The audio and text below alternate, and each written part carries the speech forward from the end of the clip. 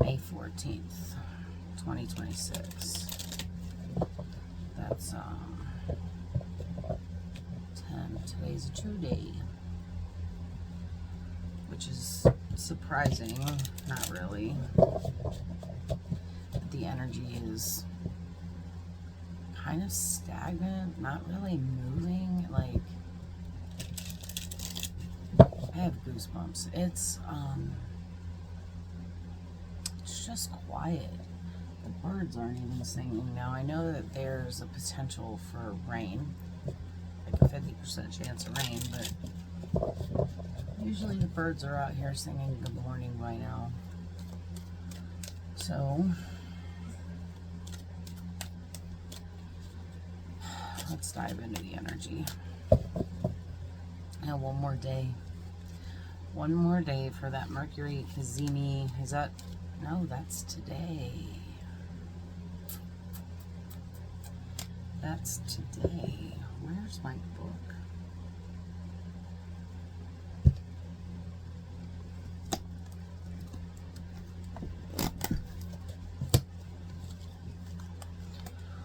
Oh, let's see.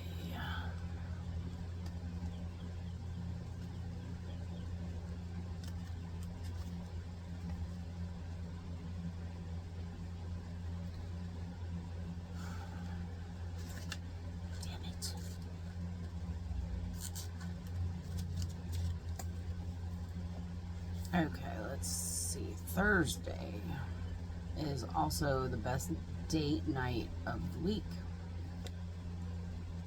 It's 2-day.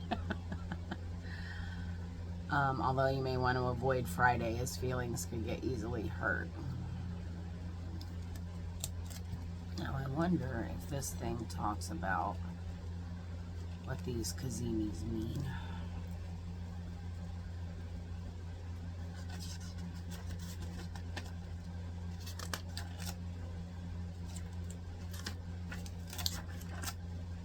We're going to get into the message here in a minute.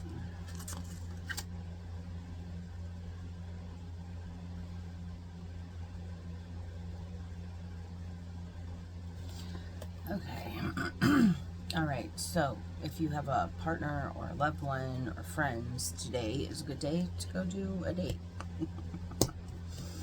Got an unorthodox approach at the bottom of the deck, and I'm taking it. I saw it be neutral.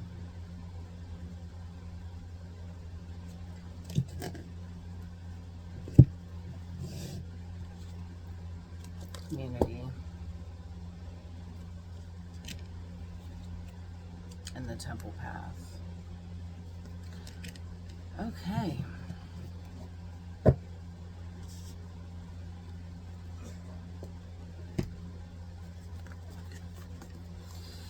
Unorthodox approach.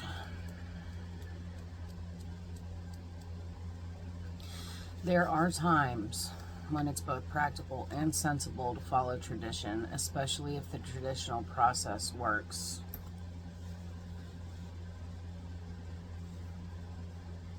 However, if the traditional approach offers a reduced reward or benefit each and every time, while a new approach has the potential to yield a greater one, then is not the latter worthy of consideration. Yes, there might also be less risk involved by following tradition, but sometimes the risks are worth it when they have the potential for changing our lives for the better. If a way forward, an answer or solution, is not forthcoming, then it might be time to approach it from a direction that you not normally take. When a traditional course of action yields a lackluster response or takes you in a direction you've traveled far too many times before, then it might be time to take an unorthodox approach. A new direction or new process could result in an innovative outcome that improves on the original. It's time to experiment and diversify. It's time for some creative thinking. Trust that the solution or answer to external issues or questions resides within your powerful mind. Octopus is flexible, adaptable, and unpredictable, and you need to be the same. If people cannot accept that you seek to orchestrate change on your terms, meet their resistance with polite defiance. Be the unorthodox, unconventional rebel, or the explorer who forges a new path in a new direction that's never been traveled before. Now and again, we find ourselves drawn into a conflict or drama that does not involve us. A friend or group we are associated with might expect or demand that we choose a side. It can be a difficult situation, but there are times when the only course of action is to remain neutral. Be Switzerland. You're being asked to remain unaligned and independent. It can be difficult to stop ourselves from being drawn in, especially if others question our loyalty, but acting from a place of neutrality is to take the higher ground. It serves you best to remain grounded and objective and avoid pack mentality behavior. Think for yourself, act for yourself. You need to choose your own path, especially if you have no personal reason to engage in another person's conflict or are friends with both parties involved. Unless we are attacked directly or are standing against true injustice, we should strive to avoid drama, especially if we have a professional reputation to maintain. Stay strong and keep your words and actions gentle. Act with integrity. If you're attacked for not choosing a side, you need to stand in your truth and set boundaries. It may be necessary to make it clear that you will not tolerate being treated with disrespect. Say what you need to say and then walk away. We also live in a society that worships positivity. So many are obsessed with it and have not but contempt for those who don't see the glass as being half full. But what if you were to see the glass as neither full nor empty? Instead of either or, why not see the glass has water in it and appreciate that the water's there? The reality is that the amount of water in the glass will change from one day to the next. To be neutral is to be fluid and allow yourself to flow from one state to the other without judgment. Value peacefulness and contentment more than the unrealistic and divisive dichotomy of positive and negative. The choice to see the whole from a more neutral, centered place allows you to see things with more clarity and objectivity. Well,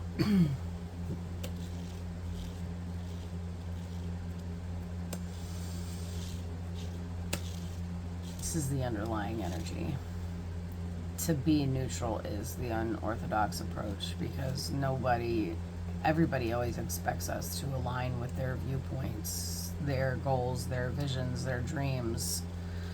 And we're being told to think outside the box.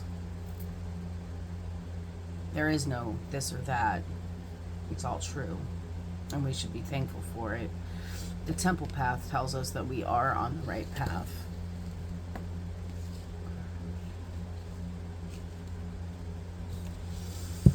Community, card number 3. This reminds me, 3 of Cups. Oh, no, it's card number 7. This card shows 3 women celebrating, sharing ideas and supportive energy. The lights in the picture represent your ever-present spirit community as well. When this card appears upright, it indicates an association of some kind. It may be a casual connection of like-minded people, joining a club or community of some sort, or even a business partnership consisting of 3 or more entities. The time is right to make such new connections and to share intentions, whether they are professional or personal. Networking and community are important parts of the human experience.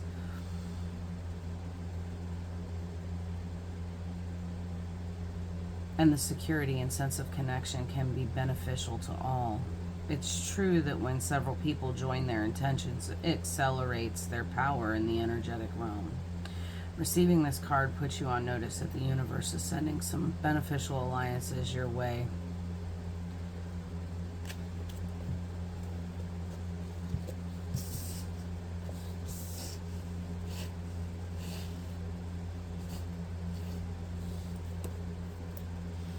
Temple path is neutrality. This and that are true.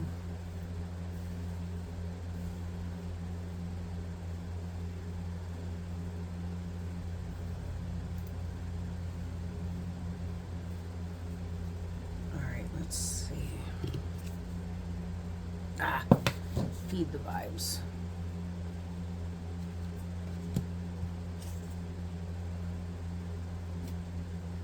Enjoy the moment. Be of service. One more. A king bee.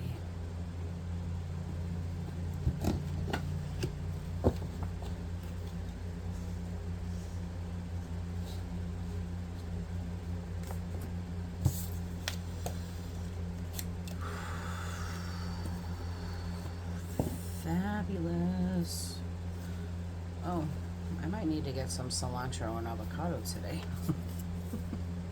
But the universe telling me today's the day for Mexican food. I don't know. I woke up at like 3 o'clock this morning and I opened up my phone. I wasn't feeling good, and I opened up my phone. Freaking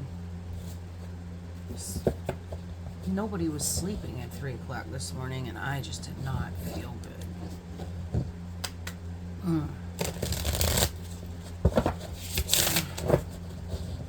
Alright, so a king bee, be of service, enjoy the moment, and heed the vibes. I'm feeling...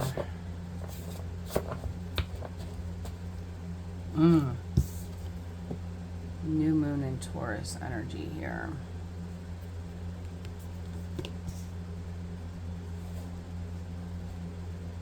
New moon in Taurus. Be of service. Enjoy the moment and heed the vibes. Okay, King Bee. This is about your sovereignty. Tell me.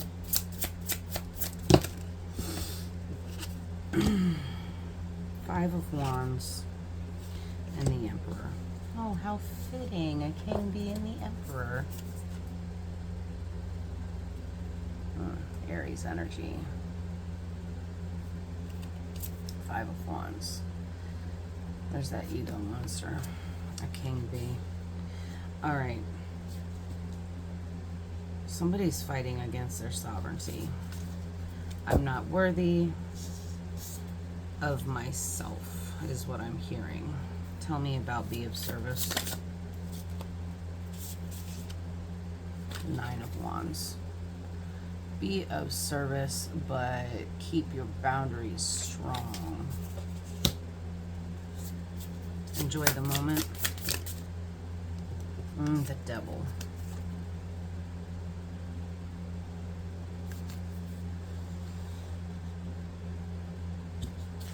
That's interesting. Heed the vibes.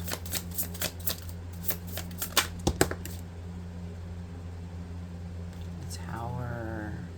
Oh, the Tower. Okay, we've got 1, 2, 3 major arcana.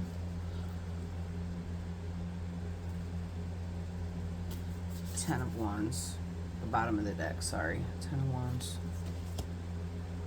4 of Cups. The Fool. And the Empress. Okay. Oh, and that one wanted to come out too. Oh shit, that's the Hierophant.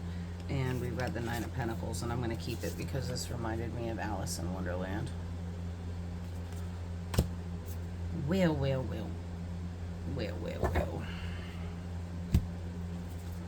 Wow. Alice in Wonderland. Bro. The Empress and the Hierophant. And let me see. See the Hierophant card right there? Like, she's an old woman. God damn it. She's an old woman. And she's a young woman. Maiden Mother Crone. And the Fool. Okay. Alright.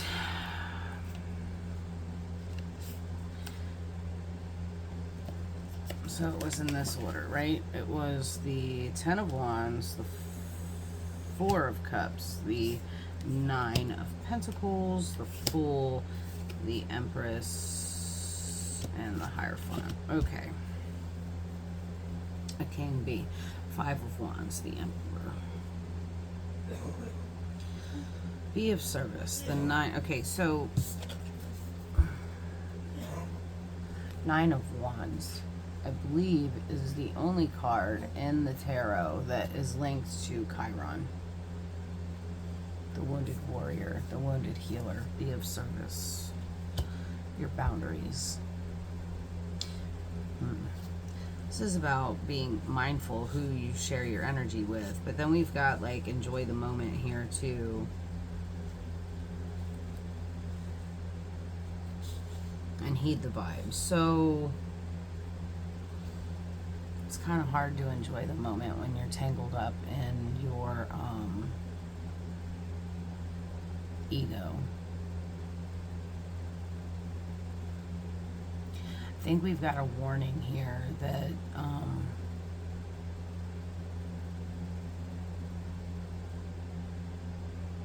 heed the vibes with the Tower. You see the Tower coming, you know the Tower's coming, you're aware the Tower's coming, chaos is coming.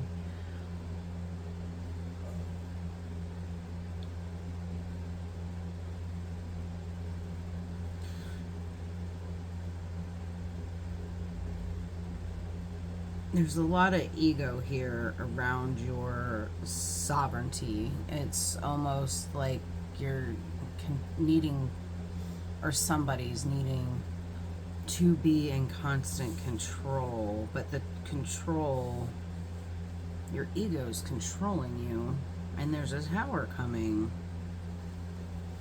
Your boundaries suck with yourself. Ten of Wands.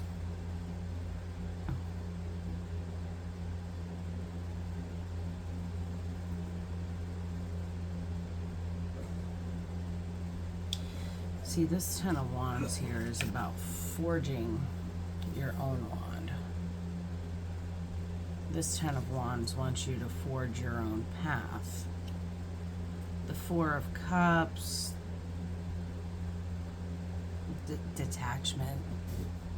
Nine of Pentacles is your independence. The Fool, the Empress, the Hierophant, like unorthodox approach to your healing.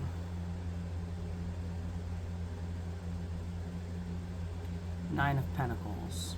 This is your independence. This is a self-made man or woman. This is, you have done all of the work and you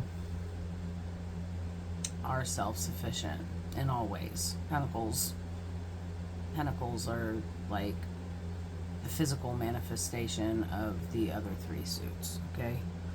The Fool, trust the leap.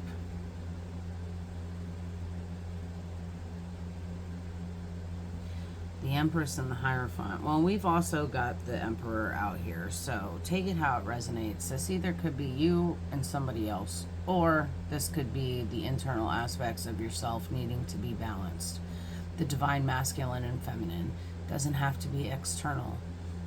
It took me a really fucking long time to balance my internal masculine and feminine because I was in my masculine feminine, or my masculine energy for so long. I lived my life like a single mom, even though I had a partner. And if I say it's taken strong men to teach me how to be in my feminine energy.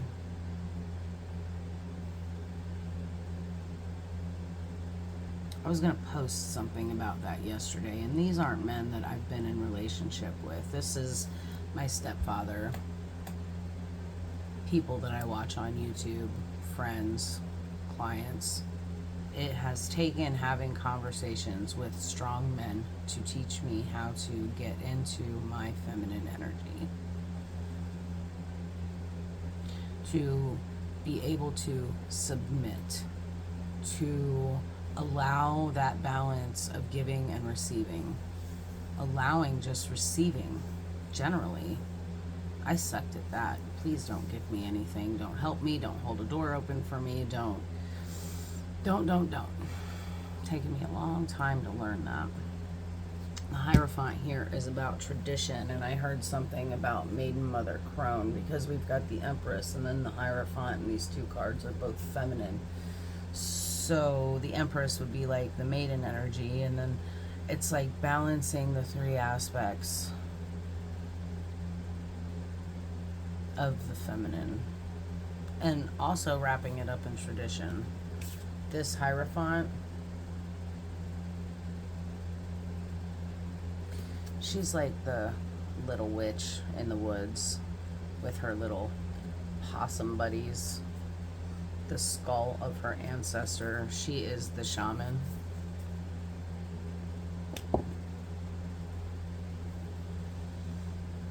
Been there, done that, got the t-shirt. She knows how to push her energy, but be neutral and take an unorthodox approach. I don't know what else to say about this energy, you guys. Enjoy the moment and heed the vibes. Be of service, a king bee.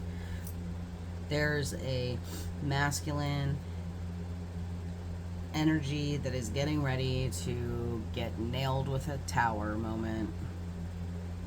And all you need to do is sit back and watch. That's all I got for you. Have a great afternoon, and I'll catch you guys on the next one. Bye.